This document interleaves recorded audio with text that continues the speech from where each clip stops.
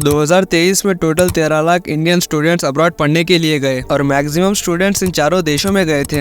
America में 2.5 lakh, Canada में 3 lakh, UK में 1,30,000 और ऑस्ट्रेलिया में 80,000 स्टूडेंट्स जो ये 4 देशों में पढ़ने के लिए गए थे, उन्होंने ऑन एन एवरेज हर साल 32 लाख रुपीस खर्च करे हैं। और इतने पैसे खर्च करने के बावजूद भी कई लोग अनएम्प्लॉयड हैं।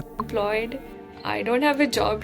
I hope to stay there and I hope to make a life for myself there. इतने लैक्स खर्च करने के बावजूद भी जॉब्स की गारंटी नहीं। फिर स्टूडेंट्स इंडिया छोड़कर बाहर अब्रॉड पढ़ने के लिए क्यों जा रहे हैं? ऐसा नहीं है कि इंडिया में अच्छे कॉलेजेस नहीं है। हमारे देश में टोटल 1200 यूनिवर्सिटीज है और करीब 50,000 कॉलेजेस है। फिर इंडियन स्टूडेंट्स इंडिया में पढ़ना क्यों नहीं चाह रहे हैं? पहला कारण यह है कि स्टूडेंट्स यहाँ का कंपटीशन एस्केप करना चाहते हैं। इंडिया में एग्जाम सिस्टम एक टूर्नामेंट की तरह है। इंडिया में एंट्रेंस एग्जाम पास करना कोई टूर्नामेंट जीतने से कम नहीं है। 2023 में नीट का एग्जाम टोटल 20 लाख स्टूडेंट्स ने दिया था और सीट सिर्फ 1,40,000 ही थी, यानी कि सिर्फ 7% एडमिशन रेट। जेईई मींस के लिए टोटल 11 लाख स्टूडेंट्स ने कम्पीट किया था, लेकिन सीट सिर्फ 17,000 ही थे, यानी एडमिशन रेट सिर्फ 4%। इससे आप अंदाजा लगा सकते हो कि एक अच्छी कॉलेज में एडमिशन लेना एक स्टूडेंट के लिए कितना टफ होता होगा। और जो स्टूडेंट्स एग्जाम पास नहीं कर पाते, उनके लिए बच जाते हैं प्राइवेट कॉलेजेस। और हमारे देश में समस्या यह है कि हमारे पास कोई मिडिल कॉलेज क्लास नहीं है। या तो वो कोई IIT, IIM जैसे कॉलेजेस है जिनका क्रेज हमारे समाज में बहुत ज्यादा है, या फिर ऐसी कॉलेजेस है जिनकी हालत बहुत खस्ता है। ऐसी कॉलेजेस में स्किल नाम की कोई चीज एग्जिस्ट ही नहीं करती। ये कॉलेजेस स्टूडेंट्स को बस आंसर्स बाय हार्ट करवाते हैं ताकि वो कैसे भी करके एग्जाम पास कर जाए। लेकिन क्या सिर्फ पास होकर डिग्री हासिल कर लेने से आपको जॉब मिल जाएगी? द आंसर इज नो, क्योंकि स्किल मैटर करते हैं। सीधी सी बात है, अगर आपको कुछ आता ही नहीं तो आप जॉब भी नहीं कर पाओगे। इंडियन स्टूडेंट्स के स्किल कितने खराब है आप इस बात से अंदाजा लगा सकते हो। 15 से 29 साल के नौजवानों का एक टेस्ट लिया गया था और टेस्ट में पता चला कि मोस्ट ऑफ द स्टूडेंट्स को एक ईमेल तक भेजने नहीं आता अटैचमेंट के साथ। कुछ स्टेट्स में तो ये चीज 20% से भी कम लोग कर पाते हैं और बहुत कम लोग कॉपी पेस्ट करना जानते हैं, और उससे भी कम लोग अपने पीसी में एक सॉफ्टवेयर को इंस्टॉल करके कॉन्फ़िगर कर पाते हैं। ये हमारे देश का फ्यूचर है, जहाँ पर पूरी दुनिया AI के बारे में बात कर रही है। वहीं हमारा नौजवान एक ईमेल तक नहीं भेज सकता अटैचमेंट के साथ। इंडियन इंजीनियरिंग कॉलेजेस की हालत तो इससे भी ज्यादा खराब है। यहाँ पर यह सिखाया जा रहा है कि keyboard, mouse, floppy disk, printer क्या होते हैं। इस बात से आप अंदाजा लगा सकते हो कि हमारे टीचिंग मेथड्स कितने ज्यादा आउटडेटेड है। आज के दौर में हर कोई जानता है कि कीबोर्ड, माउस, प्रिंटर क्या है और वो किस तरह काम करते हैं। इंडिया में कॉलेजेस तो बहुत अच्छे बन रहे हैं, लेकिन वो सिर्फ बनावटी है। मैनेजमेंट सिर्फ अच्छी कॉलेजेस बनाने पर ध्यान दे रही है, लेकिन ये लोग करिकुलम और फैकल्टी को इग्नोर कर देते हैं। प्रोफेसर वी रघुनाथन ने कहा था कि इंडिया के कई कॉलेजेस एक्चुअल में एक रियल एस्टेट रैकेट्स है, क्योंकि ज्यादातर कॉलेजेस को पॉलिटिशियंस और बिल्डर्स ओन करते हैं।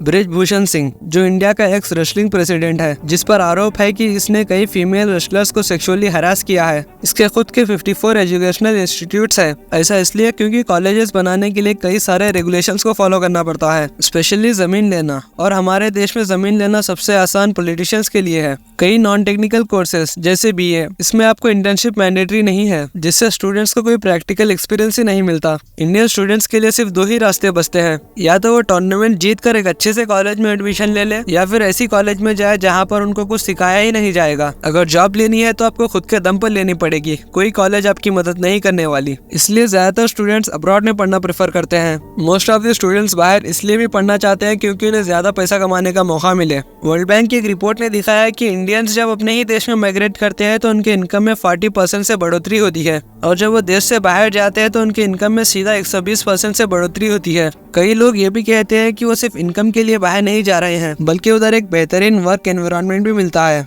और एक भी रीजन है स्टूडेंट्स का अब्रॉड में पढ़ाई करने का, quality of life. University of Chicago की रिपोर्ट के हिसाब से अगर आप दिल्ली में रहते हो तो ऑन एन एवरेज आपकी लाइफ 12 साल तक कम हो सकती है पोल्यूशन की वजह से। ये नंबर एवरेज इंडियन के लिए 5 साल है। ऑन एवरेज एक इंडियन की लाइफ 5 साल तक कम हो रही है पोल्यूशन की वजह से।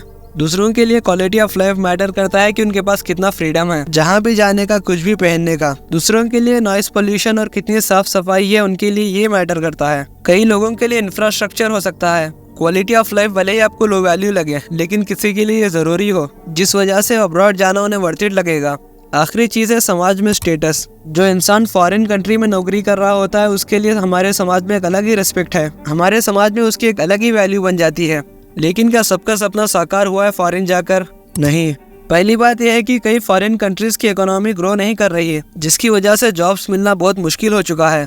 कई स्टूडेंट्स जो बाहर गए हैं पढ़ने के लिए वो अपने बेसिक नीड्स को भी कम करने की कोशिश कर रहे हैं क्योंकि इन्हें जॉब्स नहीं मिल रही हैं वहाँ पर। कोविड के बाद से सब कंट्रीज में इकोनॉमिकली एक स्लोडाउन हुआ है। कंपनीज का कहना है कि ग्लोबल इकोनॉमी उतना अच्छा नहीं कर रही है, इसीलिए उनके प्रोडक्ट्स और सर्विसेज के लिए उतनी भारी डिमांड नहीं है। और जब रेवेन्यू नहीं बढ़ रहा है तो प्रॉफिट की बचत करने का सबसे अच्छा तरीका यह है कि एम्प्लॉयज को फायर करो और नए एम्प्लॉयज को हायर ना करो।